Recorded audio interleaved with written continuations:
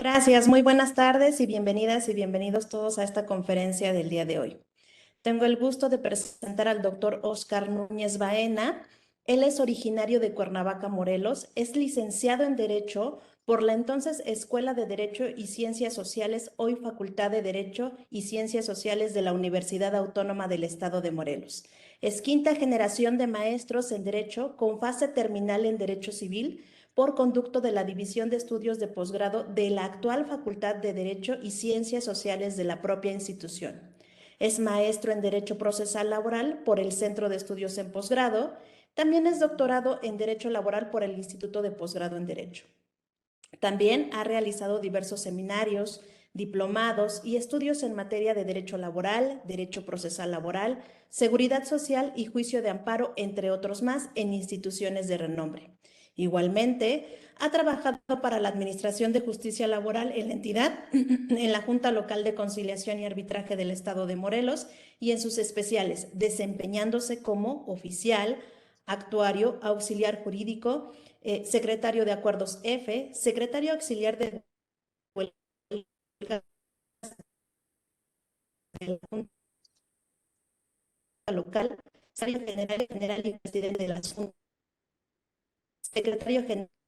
y presidente de las presidentes en Cuernavaca,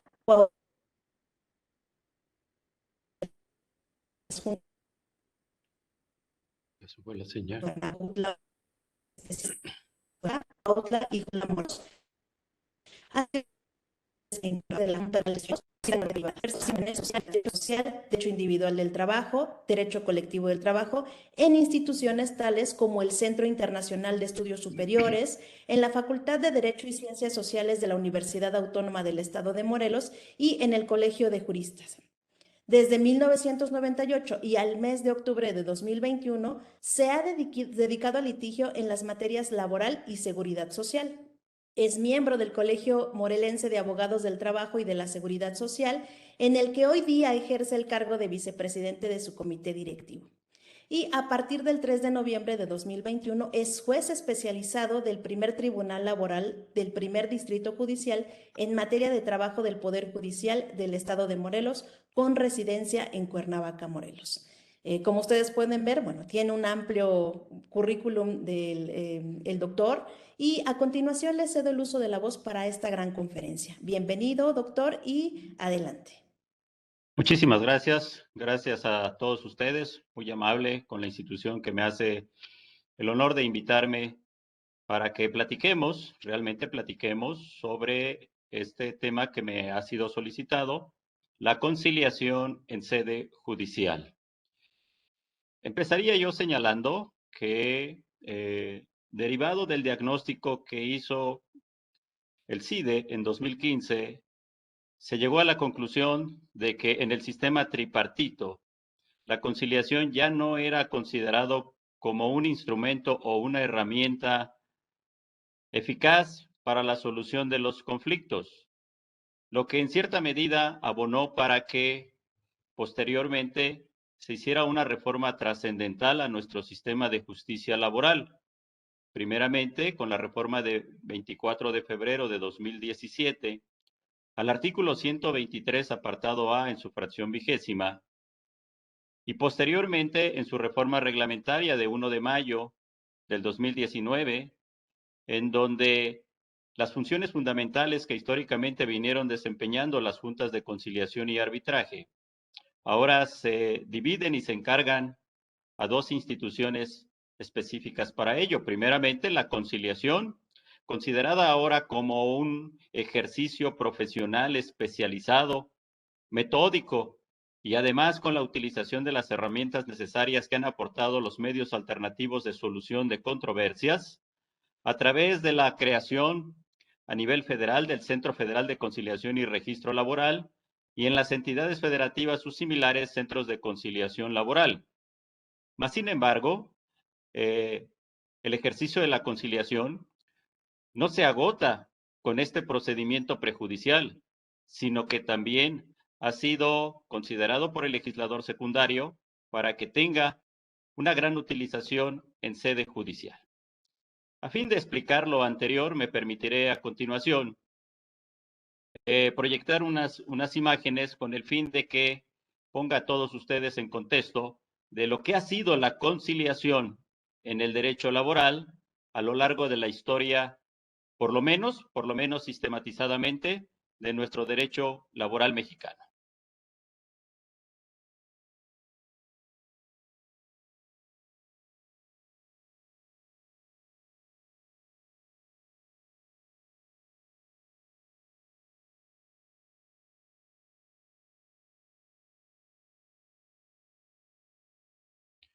Bien, empezaremos hablando sobre cuál es el devenir de esta institución de la conciliación en el derecho laboral mexicano. Habría que partir, primeramente, desde la confección que se hizo en las leyes laborales locales previas a la promulgación de la Constitución en 1917. Para esto tomamos como una referenciación, dado que hubo diversas leyes al respecto, la llamada Ley de Salvador Alvarado, vigente en el estado de Veracruz, en donde ya se hablaba para la solución de los conflictos laborales de comités de mediación y de conciliación. Esto, desde luego, que constituyó una fuente inmediata y directa para que posteriormente, en los debates que se realizaron a finales de 2016 y sobre todo en la materia laboral, en enero de 2017, se diera paso a la configuración de un precepto especial dedicado a construir los derechos laborales, con lo cual nuestro país sistematizó a nivel de la Constitución los derechos para la clase trabajadora a través del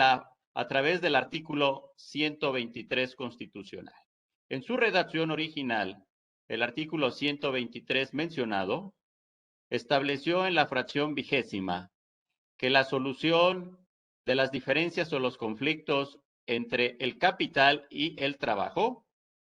se encargó a una junta de conciliación y arbitraje formada tripartitamente mediante la presencia de un representante del trabajo, un representante del capital y un representante del gobierno para dar solución a los conflictos laborales. A partir de este momento se da el lineamiento que la solución inmediata para la solución de los conflictos entre trabajadores y patrones lo era a través de la conciliación. Si bien se transitó inicialmente de lo que leyes locales hablaban de comités de mediación y de conciliación a una junta de conciliación y arbitraje, la realidad es que la idea del constituyente queretano era la de realizar la solución de los conflictos laborales mediante la conciliación. Pasaré a la siguiente. Con motivo de la promulgación de la Constitución en 1917, su parte introductoria facultó de manera indistinta tanto al Congreso de la Unión como a las legislaturas de los estados para emitir leyes a partir de la norma constitucional en materia de trabajo. Este periodo, que corre de 1917 hasta 1929 y que doctrinariamente se ha llamado como el periodo de la dispersión laboral, encontramos que por igual diversas entidades federativas legislaron en materia de trabajo, y encontramos a partir de la determinación constitucional las funciones de los organismos encargados de dar solución a los conflictos laborales, es decir, ya bajo la connotación de juntas de conciliación y arbitraje. La primera gran reforma que se dio al artículo 123 constitucional se sucedió en 1929, con dos propósitos. El primero de ellos, se consideró que era el momento de concluir con el periodo de la dispersión, que durante los años en que tuvo aplicación, tuvo como finalidad que las legislaturas de los estados emitieran leyes de acuerdo con sus particularidades, de acuerdo con las realidades que en aquellos tiempos tenía nuestro país. Mas, sin embargo, como señalo, en 1929 se consideró que había sido suficiente para este desarrollo incipiente del derecho laboral en nuestro país y, por lo tanto, se decretó la federalización de la materia laboral, con lo cual se estableció que solamente el Congreso de la Unión tenía facultades para emitir normas en materia de trabajo, lo que sentó las bases para que 2 años después, el 18 de agosto de 1931, nuestro país viera la promulgación del primer cuerpo jurídico laboral federal en materia de trabajo. Ahora bien, la llamada Ley Federal del Trabajo de 1931, ¿cuál fue su andamiaje? ¿Cuál fue su modelo para desarrollar la conciliación a fin de solucionar los conflictos laborales? ¿Por qué se expone esto a manera de contexto? Para tratar de ir advirtiendo y identificando cuáles fueron las particularidades de los ejercicios de conciliación que nuestro país ha realizado para la solución de los conflictos laborales, y con este escenario previo podamos nosotros arribar a la realidad que estamos viviendo a partir de la implementación de la reforma laboral, luego de su reforma constitucional de 2017 y reglamentaria de 2019. Esto nos va a permitir identificar, como menciono, cuáles fueron los distintos métodos utilizados por el legislador para desarrollar la conciliación. Es de vital importancia y llama por demás el interés el modelo que se estableció en la Ley Federal del Trabajo de 1931. La doctrina discute aún cuál es la diferencia que hay entre el ejercicio de mediación y el ejercicio de la conciliación. Si la mediación faculta al interviniente para poder conducir, construir y exponer a las partes el modelo de construcción para solucionar el conflicto, o si por el contrario exclusivamente es de acompañamiento y de exhortación, en tanto que la conciliación solamente es acompañar a las partes para que puedan construir ellas mismas la solución a sus diferendos. Lo cierto es que en el modelo que hubo en la ley de 1931, por una parte, daba intervención directa, material, a los representantes de la Junta, es decir, el representante del capital, el representante del trabajo y el representante del gobierno se encontraban presentes en la audiencia de conciliación y atendían a las partes, escuchaban sus manifestaciones y a partir del contenido de la demanda y de la contestación, les proponían, construyendo directamente los integrantes de la Junta, el modelo o el contenido de lo que en su concepto sería la solución adecuada para ese conflicto laboral, el cual ponían a la consideración de las partes con el propósito de que se manifestaran en torno a esta propuesta realizada por los integrantes de la Junta. Incluso en el modelo del cuerpo jurídico que estamos hablando, en el caso de las llamadas juntas de conciliación, había un apercibimiento para la parte patronal que si no acudía a la audiencia de conciliación, la propuesta construida por los representantes de la Junta resultaba obligatoria para la parte patronal. Como ustedes ven, en este tiempo la conciliación tuvo una gran atención, no solamente por la presencia misma de los representantes de la Junta, sino que además el ejercicio que realizaban, no meramente exhortativo, sino al punto de construir para las partes el contenido de la solución al conflicto laboral. La doctrina establece que bajo la influencia de este cuerpo jurídico, los resultados de la conciliación fueron muy efectivos. No obstante esto, en 1970 se sustituye aquel cuerpo jurídico y entonces nuestro país promulga el segundo cuerpo jurídico laboral a través de la llamada Ley Federal del Trabajo de 1970. En este cuerpo jurídico, ¿qué pasa con la conciliación? El primer apuntamiento importante que nosotros podemos advertir es que los representantes del capital y del trabajo ya no están presentes en el ejercicio de la audiencia de conciliación. Exclusivamente el presidente de la Junta. El segundo punto a destacar es que al no estar presentes ya los representantes de la Junta del Capital y del Trabajo, ya no se hacía el ejercicio de construcción del modelo para solucionar ese conflicto. Con lo cual, este nuevo modelo implementado en la Ley Federal del Trabajo de 1970 encaminó necesariamente para generar una especie como desinterés hacia la conciliación. Con las reformas que se hacen en 1980, se quiere enfatizar y regresar a la atención a la conciliación.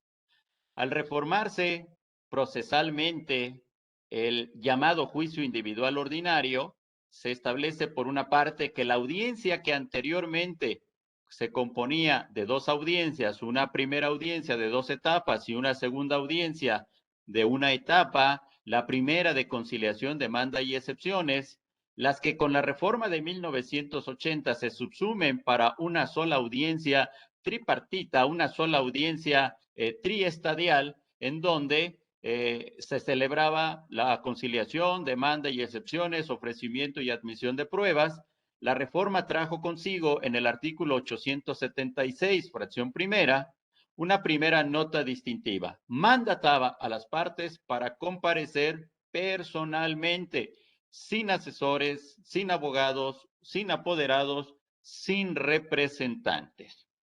Esto con el propósito de que las partes estuvieran frente al tribunal laboral y pudieran, sin ninguna influencia externa, poder llevar a cabo el procedimiento de conciliación. Un segundo aspecto de esta reforma trascendental de 1 de mayo de 1980 deriva lo dispuesto en la fracción última de este mencionado artículo 876, que ordenaba a las partes que si no se habían presentado personalmente a la audiencia de conciliación, tendrían que hacerlo igual personalmente en la audiencia, en la etapa de demanda y excepciones. La historia doctrinaria identifica que la aplicación de estas dos disposiciones trajo severos problemas en su interpretación y por lo tanto pasaron algunos años para que finalmente la interpretación judicial a través de la otrora cuarta sala de la Suprema Corte de Justicia de la Nación llegara a la conclusión de que la idea del legislador al ordenar la presencia personal de las partes era exclusivamente con el propósito de facilitar el ejercicio de conciliación, pero que si no comparecían a esta etapa procesal, la consecuencia era meramente detenerles por inconformes y ya no había la necesidad de que comparecieran personalmente a la etapa del arbitraje, considerando que esta etapa es una etapa técnica y por lo tanto era necesario que estuvieran sus apoderados o representantes. Indudablemente que en mi concepto, esta interpretación abonó para marcar un desinterés adicional al ejercicio de la conciliación. Esto ha traído como consecuencia, y lo vimos en el pasado reciente, en las juntas de conciliación y arbitraje, que había un marcado desinterés hacia el ejercicio de conciliación. Finalmente, esto trajo consigo que el legislador mexicano hiciera un último esfuerzo por tratar de retomar la figura de la conciliación y darle el posicionamiento que históricamente tuvo para la solución de los conflictos laborales. Y esto se explicó a través de la reforma laboral a la Ley Federal del Trabajo de 1 de diciembre del 2012, en donde para fortalecer a la conciliación se crea un funcionario especializado para llevar a cabo este propósito laboral. Se incorpora al personal jurídico de las juntas de conciliación y arbitraje la figura del funcionario conciliador. No obstante esto, desgraciadamente, como la reforma no vino acompañada del recurso económico suficiente para poderla instrumentar en la práctica, lo que se identificó en la mayoría de las juntas de conciliación y arbitraje, lo era que muchas de ellas no pudieron incorporar a este funcionario a sus actividades diarias. Otras, en realidad, tenían la figura, pero no el funcionario con la especialización para llevar a cabo la función conciliatoria. Y en el peor de los casos, en otras juntas de conciliación, la designación del funcionario conciliador en realidad realizaba otras actividades, otras funciones y no el propósito que estableció la reforma laboral mencionada. Evidentemente que esto trajo consigo que la conciliación cayera en un verdadero desinterés en los procedimientos ante las juntas de conciliación y arbitraje. Estos aspectos que he mencionado históricamente de una manera muy rápida fueron la justificación para que se diera paso a la reforma a nuestra Constitución Federal. Y como mencioné, el 24 de febrero de 2017 se reforma el artículo 123 constitucional en su apartado A y en lo que toca a la impartición de la justicia, en su fracción 20ª, se establece la conclusión del sistema tripartito y, por lo tanto, la función de las juntas de conciliación y arbitraje para dar paso a dos instituciones inéditas, novedosas, para llevar a cabo la función de la conciliación y la función judicial. Transitamos de la etapa del arbitraje, de la actividad del arbitraje, a una etapa judicial.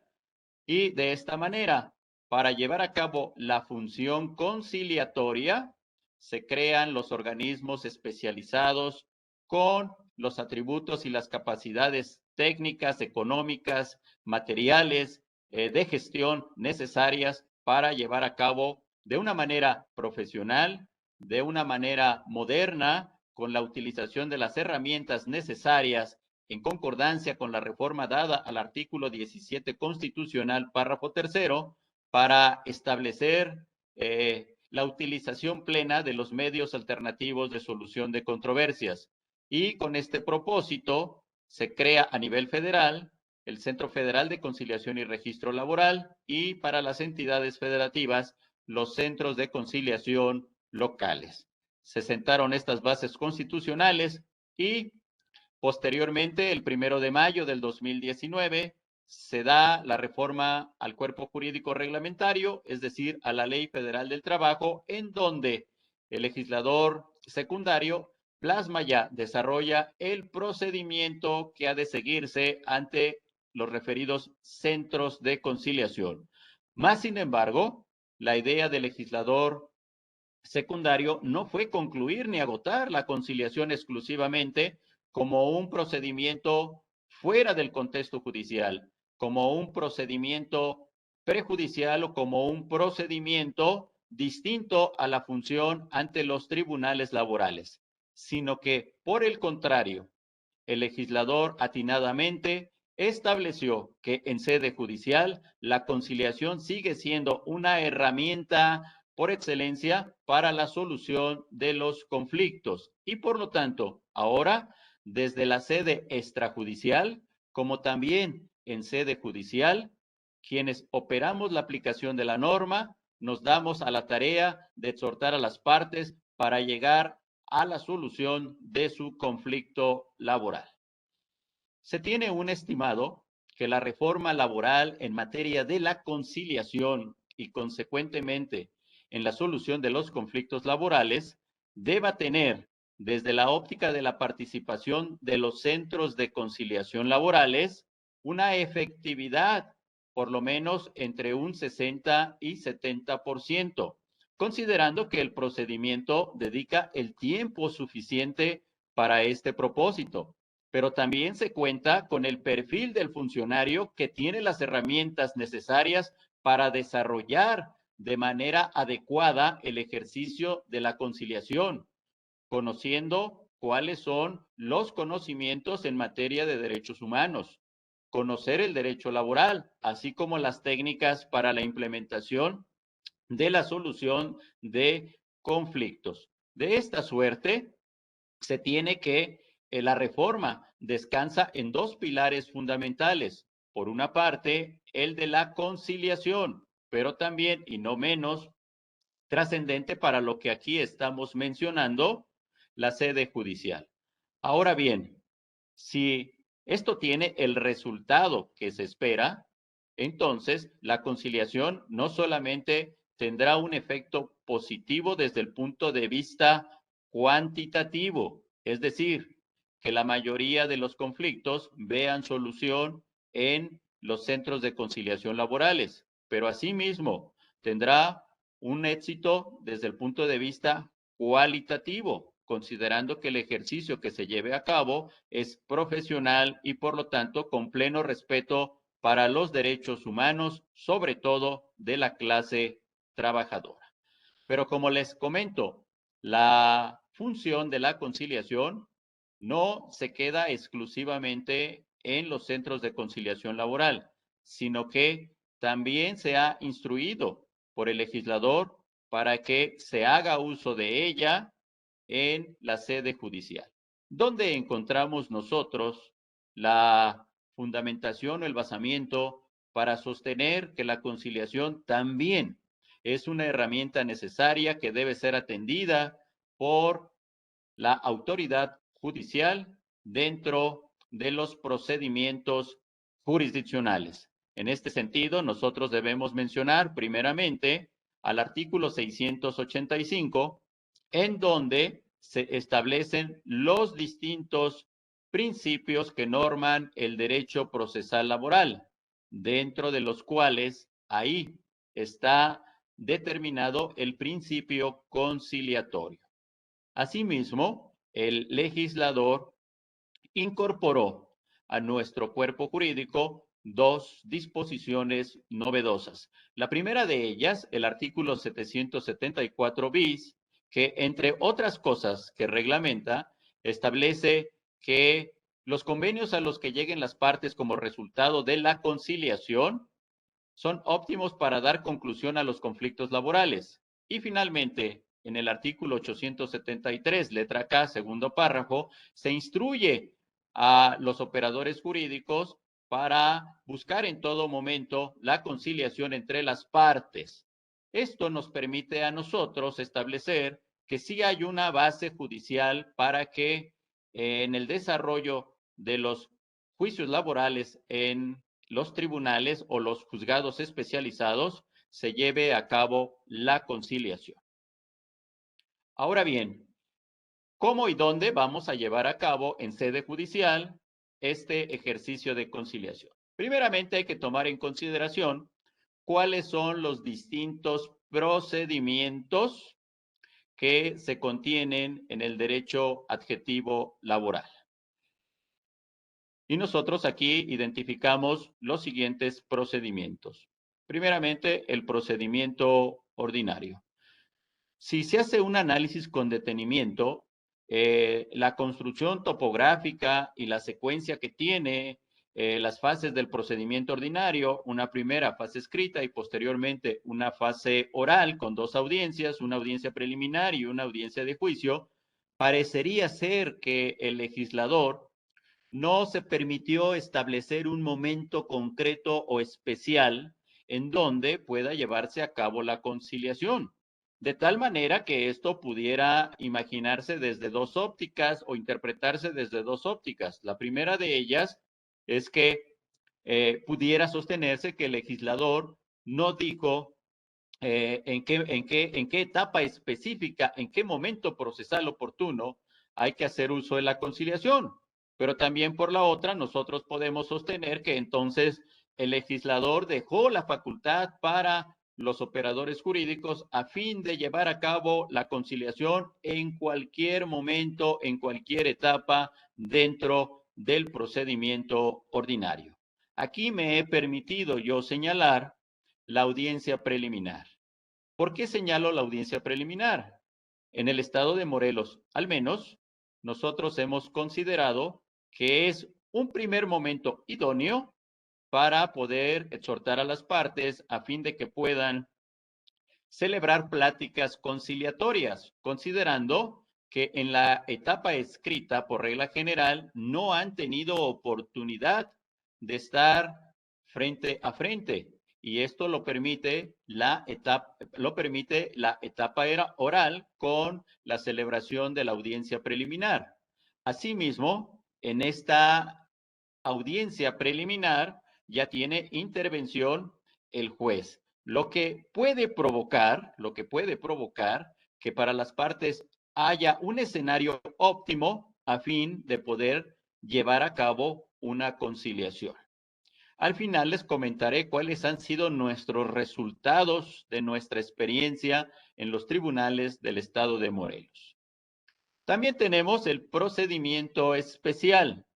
Por regla general, de acuerdo con las normas procesales establecidas, los procedimientos especiales no ven audiencia preliminar. En sustitución a esto, se hace una depuración con los mismos temas, con los mismos efectos, por excepción, cuando la materia lo requiere, por la complejidad o por los temas que están expuestos, sí se mandata a celebrar una audiencia preliminar, pero siendo la regla general que no haya audiencia preliminar, en consecuencia, en los casos en los que la contienda permite un ejercicio de conciliación,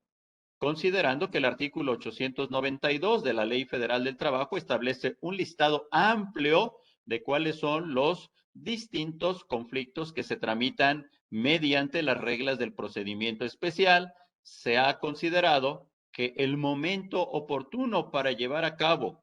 la exhortación de la conciliación sea en la celebración de la audiencia de juicio. También contamos con el procedimiento de huelga. Aquí, a diferencia de los dos anteriores,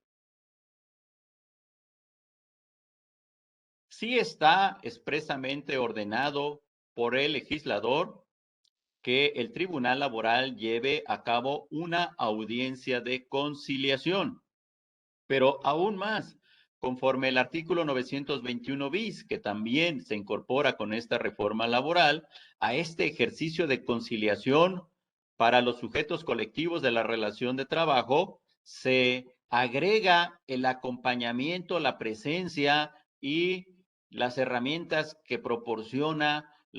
el Centro de Conciliación Laboral correspondiente. Y déjenme comentarles que en el estado de Morelos, de la fecha en que se implementó esta reforma laboral al día de hoy, en donde acabamos de cumplir 10 meses, todos los procedimientos de huelga que se han presentado han tenido una solución conciliatoria,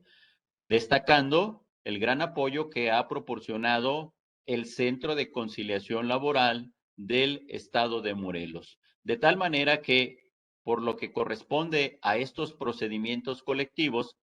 la combinación de la presencia del Centro de Conciliación y el juzgado laboral correspondiente sí ha dado como resultados, al menos en nuestra experiencia de estos 10 meses, que sí, en efecto, la conciliación ha servido como herramienta para que las partes en los procedimientos de huelga, de acuerdo con sus distintos objetivos que establece el numeral 450 de la Ley Federal del Trabajo, encuentren una solución por la vía de la amigable composición.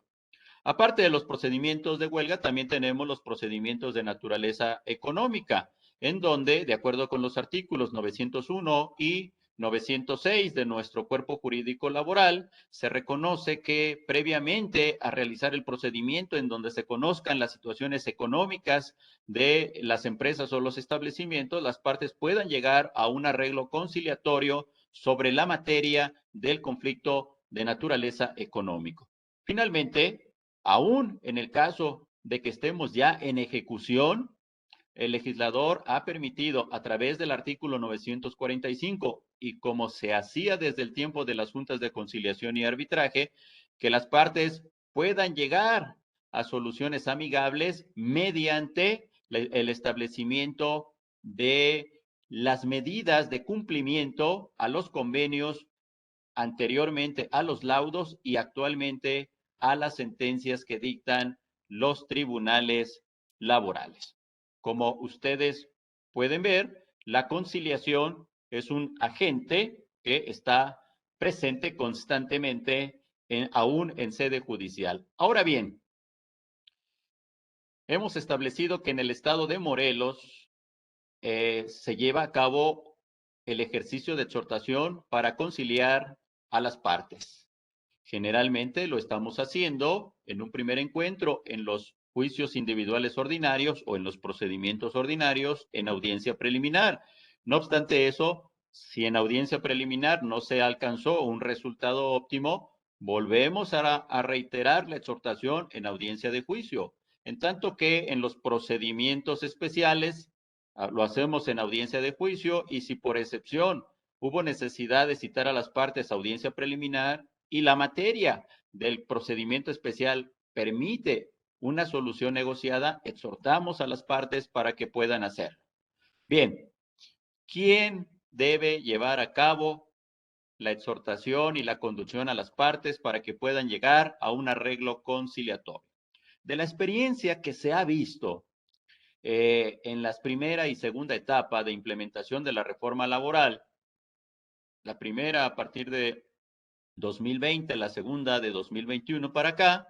hemos podido identificar estas situaciones. En algunos tribunales laborales,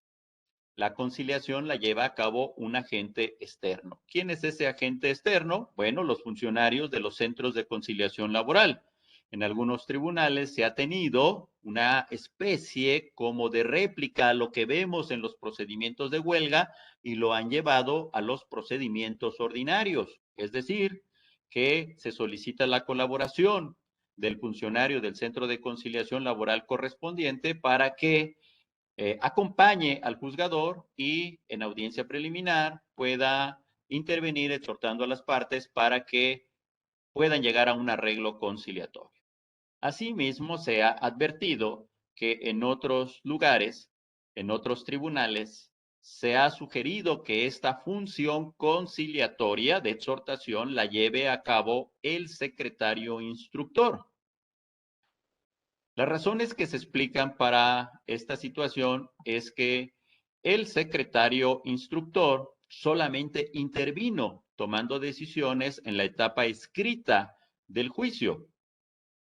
y que asimismo en los demás procedimientos no interviene como tal, sino solamente acompaña al juez para dar fe, para autentificar las decisiones que éste ha tomado y que por lo tanto esta condición jurídica permite que sea el personaje que pueda exhortar a las partes para llegar a una conciliación, considerando que luego de la etapa escrita y fuera de los procedimientos ordinarios, el secretario instructor pues no toma decisiones al respecto. En otros lugares y en el caso concreto del estado de Morelos, quien participa llevando a cabo la exhortación de la conciliación es el juez, es decir, es el titular del juzgado. ¿Qué consecuencias ha traído esto? Bueno, por una parte se ha dicho que los jueces no intervengan en la exhortación de la conciliación porque puede dar lugar a alguna situación que incida en su apreciación del negocio y que por lo tanto posteriormente pudiera tener una consecuencia al momento de dictar la sentencia. Por el otro lado, los argumentos positivos que se esgrimen para justificar la presencia del juez en la exhortación de la conciliación, explican que la presencia del juez genera hacia las partes un sentido de confiabilidad, un sentido de responsabilidad, de seriedad en la atención del conflicto y que por lo tanto la presencia del juez directamente sí incide en las partes para que éstas tengan la confianza suficiente a fin de poder platicar en torno a la conciliación y puedan llegar a resultados satisfactorios. Finalmente, en algunos otros lugares se habla de que la conciliación es una herramienta tal cual que para alcanzar sus propósitos, todos sus agentes que pueden intervenir desde el punto de vista positivo han de hacerlo con el fin de alcanzar precisamente la conciliación. En el estado de Morelos, el rol de la conciliación en sede judicial lo llevamos a cabo como se explicó anteriormente en el caso de los juicios individuales ordinarios, en la audiencia preliminar, primeramente, posteriormente hacemos una nueva exhortación si es necesario en audiencia de juicio, lo hace la presencia del juez, en tanto que en los demás procedimientos, como vimos en el especial, en los casos en que así sea pertinente, se hace en audiencia de juicio por regla general, excepcionalmente si se apertura audiencia preliminar, ahí el juez participa, en tanto que en los demás procedimientos pues, está mandatado que intervenga el juez. Y de esta suerte hemos encontrado en el estado de Morelos un porcentaje satisfactorio para solucionar los conflictos laborales. Quiero comentarles, así muy rápidamente a manera de estadística, que de los un poco más de 350 procedimientos que hemos recibido en estos 10 meses de actividad,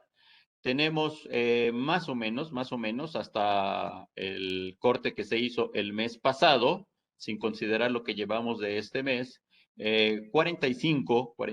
juicios concluidos a través del ejercicio de la conciliación, lo que nos viene a permitir que estamos más o menos en un porcentual arriba del 10%, entre el 10 y el 15%, lo que parecería ser que se justifica con los propósitos de la reforma laboral, por cuanto que si los centros de conciliación del universo de conflictos resuelven entre un 60 y un 70% de este residual, un 30% va a sede judicial y en sede judicial una tercera parte de los conflictos que están ahí encuentran solución, me parece que la reforma, al menos en este aspecto, sí está alcanzando sus propósitos para los que fue construida. De tal manera que podemos decir que los ejercicios que hemos estado llevando en nuestro estado de Morelos sí nos han dado los resultados que al menos era el estimado en la construcción de la reforma laboral. Hasta aquí sería la explicación que doy sobre la conciliación en sede judicial y quedo a sus órdenes. Muchas gracias, doctor, por esta gran intervención.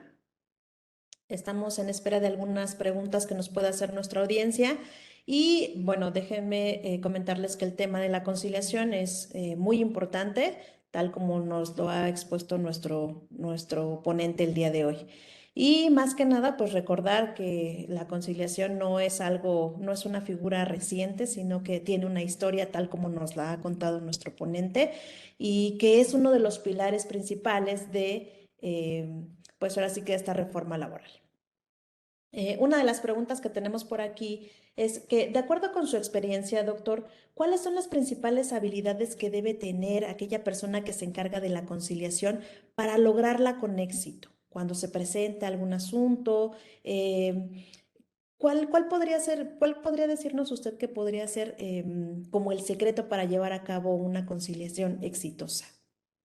Bien, sobre este aspecto yo partiría retomando las palabras del insigne maestro Mario de la Cueva, quien en su tomo de Nuevo Derecho Mexicano del Trabajo hizo referencia al ejercicio de la conciliación y asimismo al funcionario que la lleva a cabo, describiendo al funcionario conciliador, haciéndolo como un personaje justo que se va formando todos los días en el quehacer de conocer los conflictos, de conocer cuáles son los sentimientos, cuáles son los conceptos que exponen las partes y a partir de ahí, con esa experiencia de todos los días, ir construyendo las soluciones que para las partes deban corresponder. El maestro de la Cueva dijo en un ejercicio más o menos equidistante con relación a los derechos que están en controversia. De ahí yo pienso que nació esa inveterada que durante muchos años tuvo aplicación en juntas de conciliación y arbitraje,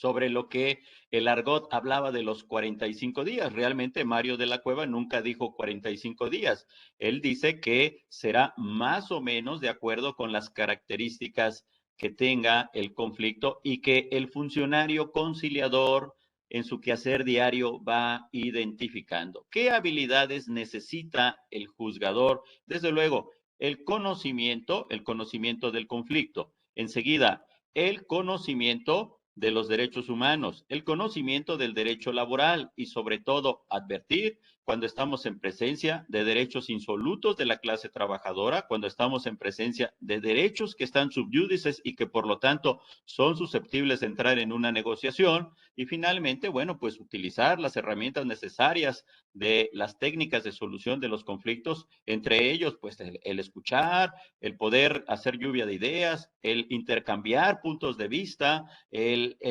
saber identificar en qué momento la parte puede hacer un esfuerzo adicional, incluso el juez puede hacer proposiciones de cómo podrían las partes distender algún punto que les imposibilite el poder arreglar el asunto de tal manera que el juez debe interactuar, el juez debe convivir con las partes, escucharlas y a partir del conocimiento completo del asunto que tiene en sus manos, poder conducirlas a una conciliación. Desde luego, en sede judicial, nosotros en el estado de Morelos lo que hacemos es que solamente exhortamos, solamente conducimos, solamente tratamos de que las partes caminen para encontrar la solución, pero de ninguna suerte nosotros no imponemos soluciones. Son las partes quienes de común acuerdo construyen su solución. Muchas gracias, doctor. Tenemos una pregunta de Carlos Hernández y nos dice, ¿los centros de conciliación deben de intervenir forzosamente antes de la presentación de la demanda en los tribunales laborales? Sí, desde luego. La reforma laboral en materia del artículo 123 constitucional, en la fracción 20, sí ha establecido que la conciliación es un procedimiento previo, necesario, y que constituye un requisito de procedibilidad antes de acudir a la sede judicial. Se ha discutido si este procedimiento de conciliación es obligatorio. Y podemos señalar, lo que es obligatorio es comparecer al centro de conciliación. No es obligatorio que tengan que llegar a un arreglo conciliatorio, sino simplemente comparecer a la audiencia de conciliación. Ahora bien, en el diseño que hizo el legislador secundario en la Ley Federal del Trabajo, se establece que por regla general, trabajadores, patrones, sindicatos, deben acudir al centro de conciliación laboral, salvo los casos que consideró pertinentes y que se contienen en el artículo 685 ter de nuestra Ley Federal del Trabajo, que por su naturaleza, que por las consecuencias jurídicas que se relacionan con los derechos humanos, por prestaciones que tienen que ver con la seguridad social, y por cuestiones que necesariamente requieren de una decisión del juzgador, excepcionalmente, no están obligados a acudir a la conciliación, pero no significa que si las partes lo deciden, puedan agotar el procedimiento de conciliación ante los centros con las medidas de protección que establece la propia legislación laboral, evitar la revictimización, entre otros aspectos, pero sí, por regla general es que todos, trabajadores, patrones y sindicatos, deben acudir a la conciliación. Hemos señalado que la idea del legislador es que se retome la conciliación, que en el pasado la conciliación tuvo un éxito y por lo tanto el volver a ella va a producir que la gran mayoría de los conflictos vean una solución, porque yo también lo participo. Por regla general, todos los conflictos laborales son conciliables, salvo excepcionalmente algunos de ellos que he explicado que requieren de un tratamiento diverso, pero por regla general, todos pueden tener solución. Luego entonces, la idea del legislador de construir el procedimiento de conciliación fue muy óptimo porque se reivindica la conciliación, se le da a la conciliación el tiempo, se le da a la conciliación las herramientas necesarias con el propósito de que sirva a trabajadores y patrones para solucionar sus diferencias. En consecuencia, sí, el diseño que está establecido a partir de la reforma y que se desarrolla en la legislación laboral, sí establece como una obligatoriedad el acudir al procedimiento de conciliación previamente a la sede judicial. Muchas gracias. Nos pregunta Rita Vivian, ¿cuáles son las características de los acuerdos conciliatorios? Bien, aquí nosotros debemos de tener mucha atención en sede judicial con lo previsto por el artículo 33 de la Ley Federal del Trabajo, en donde se establece el principio de la irrenunciabilidad de los derechos de los trabajadores. Por lo tanto, los convenios a los cuales las partes puedan llegar deben de advertir que en sus contenidos no se genere ninguna renuncia en perjuicio de la clase trabajadora. Por esa razón, nosotros distinguimos al exhortar a las partes entre los derechos insolutos de la clase trabajadora, es decir, los derechos que ya le corresponden y que no son objeto de negociación, sino de cumplimiento, y diferenciar también de los derechos que como pretensiones están subyúdices a la resolución del juicio y los que sí son susceptibles de negociación. Bajo esta diferenciación, nosotros podemos exhortar a las partes para que ellos vayan construyendo la fórmula de solución. Pero sí distinguimos con base en el artículo 33 de la ley laboral el principio de la irrenunciabilidad de derechos en perjuicio de la clase trabajadora. Muchas gracias. Igualmente, Christopher Solís pregunta, si bien en el artículo 684D de la Ley Federal del Trabajo nos indica que la audiencia de conciliación se debe de señalar en un plazo no mayor a 45 días, en el estado de Morelos, ¿se han respetado este tiempo o por carga de trabajo han excedido ese tiempo? Bien, déjeme comentar que la idea principal del Centro de Conciliación del Estado de Morelos es cumplir dentro del término de los 45 días naturales que mandata la legislación. Sin embargo, en el caso concreto de nuestra entidad, por algunas situaciones no atribuibles al Centro de Conciliación Laboral, no ha podido desarrollar todas sus capacidades en razón de que no le han sido asignados la totalidad de sus recursos. Pero no obstante esto, aún con los que ha dispuesto, sí se trata de cumplir y hasta ahorita, del análisis que hemos hecho a las constancias de conclusión de conciliación que se acompañan a los escritos de demanda, podemos constatar que sí, en todas ellas se ha cumplido desde el momento en que comparece el solicitante al momento en que se extiende la constancia de conclusión del procedimiento, sí se cumple con el término que establece la legislación y todas están emitidas antes de vencerse los 45 días naturales que establece la ley. Ok, muchas gracias.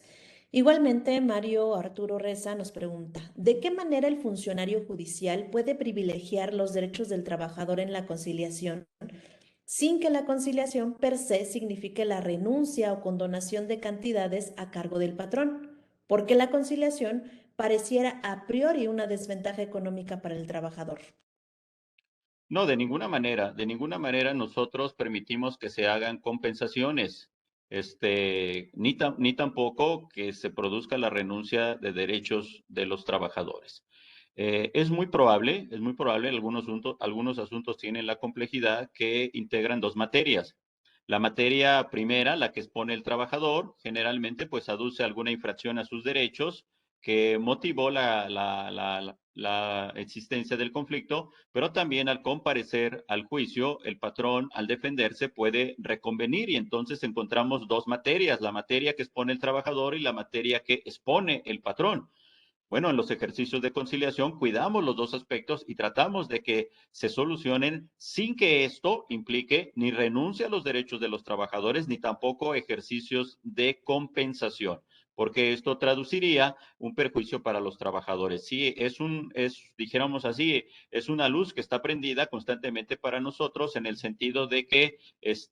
nuestras intervenciones sean con el propósito de que las partes encuentren solución sin que ello implique en perjuicio de los trabajadores la renuncia de sus derechos. Efectivamente, si el patrón llegara a plantear una situación en el sentido de una compensación, pues evidentemente que ese convenio, aun cuando el trabajador en alguna situación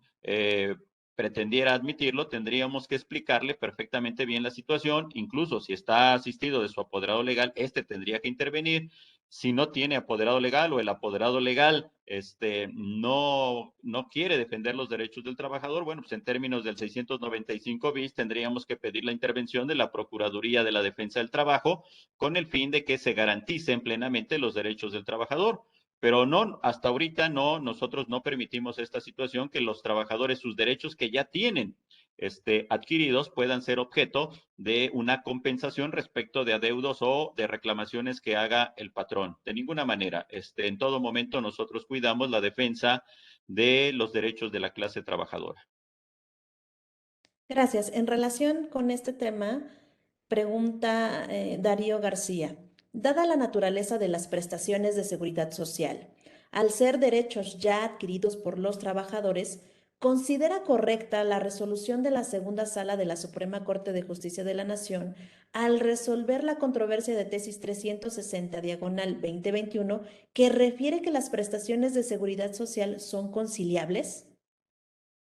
Bueno, sobre esto habría que comentar estos dos aspectos. El primero de ellos, lamentablemente el suscrito no tiene competencia para conocer de conflictos de seguridad social porque eso corresponden a la federación. El segundo aspecto, excepcionalmente, en algunos casos tenemos la presencia del Instituto Mexicano del Seguro Social, excepcionalmente, dependiendo el contenido de la pretensión que hace el actor, si esta no traduce una afectación patrimonial al instituto, bueno, puede llevarse en sede local. El tercer aspecto, acerca de este criterio, habría que señalar este antecedente. Primeramente, el segundo tribunal colegiado del segundo circuito, con sede en el Estado de México, analizó la cuestión relativa al artículo 685 ter en la fracción cuarta, en lo pertinente a los distintos seguros que integran el régimen obligatorio del Seguro Social, como temas que brincan o excepcionan a la conciliación. Y el tribunal colegiado advirtió que en su concepto había una omisión legislativa, considerando que la iniciativa de reforma laboral que se presentó ante la Cámara de Origen sí contenía expresamente la locución de las distintas ramas que integran el régimen obligatorio del Seguro Social. Mas, sin embargo, por una omisión al transitar a la segunda Cámara o a la Cámara Revisora, se suprimieron los conceptos de cesantía en edad avanzada y vejez, lo que trajo como consecuencia que entonces se interpretara que a diferencia de estas ramas de aseguramiento, las demás excepcionaban la conciliación, pero en el caso de reclamos de cesantía en edad avanzada y vejez, se tiene que agotar obligatoriamente la conciliación. Esta situación llegó a la Suprema Corte de Justicia y la segunda sala, como bien se comenta, estableció la interpretación en el sentido de que, a diferencia de los reclamos de cesantía y en edad avanzada, los demás excepcionan la conciliación, pero cuando un asegurado hace una reclamación sobre la rama de cesantía en edad avanzada y vejez, sí es necesario que previamente agote el procedimiento de conciliación. Ahora bien, se preguntarán cuál es la diferencia entre las ramas distintas a esta rama. Pues en realidad, si nosotros hacemos un análisis un poco más profundo, entenderemos que la seguridad social en nuestro país establece dos tipos de prestaciones o de beneficios. Las diferentes pensiones que otorga la seguridad social pueden clasificarse en pensiones que son previsionales y pensiones que son contingenciales. Las pensiones previsionales son aquellas en donde satisfaciéndose un requisito, que el requisito puede ser la edad, el requisito pueden ser las semanas de cotización o el tiempo de cotización, automáticamente da al derechohabiente la legitimidad para poder disfrutar de la pensión respectiva. Y por la otra, hay pensiones de contingencia, es decir, que son las que necesitan acreditarse un supuesto para que pueda proceder. Generalmente son las que se refieren al estado de salud de las personas. En este sentido, bueno, yo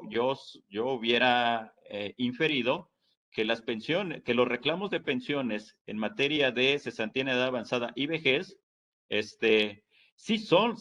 de conciliación y por lo tanto los reclamos sobre riesgo de trabajo, invalidez, tienen que ir a sede judicial. Entonces, bajo este contexto, a mí me parece que la conclusión a la que llegó la segunda sala de la Suprema Corte tiene pertinencia, porque las pensiones de cesantía en edad avanzada y vejez, como son previsionales, cumpliendo con los requisitos, se pueden otorgar, sí son tema que pueden ser conciliables y por lo tanto sí es pertinente que en estos casos acudan al centro de conciliación, a diferencia de las pensiones que atañen al estado de salud de las personas, porque es necesario que se acredite el estado de salud y esto solamente se hace en sede judicial mediante una prueba específica que es la prueba pericial. En conclusión, a mí me parece que la solución dada por la segunda sala es, bajo esta óptica que yo comento, correcta. No obstante, yo sería de la idea que al hablar de la seguridad social se atienda de manera integral y por lo tanto todos los seguros que integran la rama de aseguramiento del régimen obligatorio debieron haber sido excepcionados de la conciliación. Muy interesante, muchas gracias. Una pregunta más de Karen Yasmín dice, ¿qué sucede cuando no se cumple con el convenio de conciliación? ¿Siguen corriendo los salarios vencidos para el trabajador? Bueno, hay que señalar que una de las incorporaciones que se establecen a partir de la reforma como medida de certeza y de seguridad para los trabajadores, ahora de manera oficiosa, en los convenios que se celebren en los centros de conciliación o en los convenios que se celebren en sede judicial, que tengan como característica o particularidad un pago ulterior, es decir, el pago en una fecha posterior, tiene que establecerse una cláusula de penalidad a la persona deudora con el propósito de que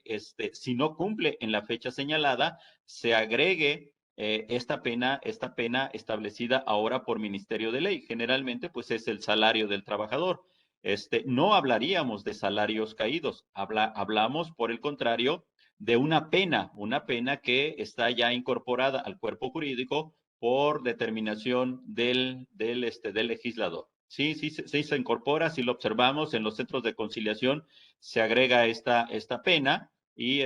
si no se cumple, cuando llega con nosotros, se despacha la ejecución por la suerte principal y lo que haya generado esta pena, que repito, no es de la voluntad de las partes, ahora es una instrucción, es un mandato del legislador, pero no se hace en concepto de lo que anteriormente se llamaba salarios o salarios caídos, etcétera. No, se hace en concepto de una pena, es decir, solamente por cuanto hace a esta pena, porque se está hablando aquí de los convenios que se celebran en los centros de conciliación o los convenios que se hacen en sede judicial. Muy diferente de una sentencia que haya ordenado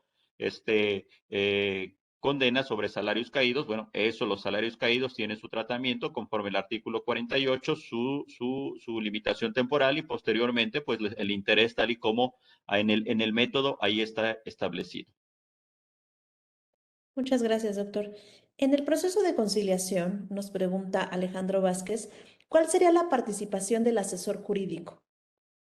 Es muy importante. Yo vuelvo a retomar la definición que dio Mario de la Cueva en el sentido también de que todos los elementos que convergen en un proceso de conciliación tienen fuerza propia y son muy importantes. Y hemos advertido en la experiencia que en muchas ocasiones las partes son las que se encuentran obstruidas para llegar a un arreglo y sus apoderados son los que ayudan a destrabar y ellos facilitan la conciliación. En otros casos es a la inversa, son los abogados quienes por alguna razón están obstaculizando la conciliación y entonces en estos casos identificados los hacemos a un lado y exhortamos a las partes para que ellas directamente puedan llevar a cabo la conciliación. Este punto precisamente fue identificado por el legislador Y así es como está construido el procedimiento en los centros de conciliación, en donde el solicitante, la persona trabajadora, por regla general, va acompañada o puede estar acompañado de una persona de su confianza, que puede ser un abogado, puede ser un licenciado en Derecho, pero no se le reconoce la calidad como tal, porque se señala que el procedimiento de conciliación no es un juicio. En cambio, en sede judicial, pues sí tiene la representación y nosotros identificamos si el abogado es un agente que va a contribuir para lograr la conciliación, desde luego que nosotros permitimos su participación porque es valiosa, pero en sentido contrario, si el abogado vemos que está obstaculizando, pues nos permitimos hacerlo a un lado y nosotros directamente exhortamos a las partes. Sí, sí puede tener una fuerza que facilite o que pueda obstaculizar. Eso lo identificamos en el ejercicio que hacemos cuando exhortamos a la conciliación. Muchas gracias, doctor. Bueno, hemos llegado al final de esta conferencia, esta excelente conferencia. Le agradecemos infinitamente todo su conocimiento, que lo haya compartido con toda nuestra audiencia del día de hoy. Y pues, sin más,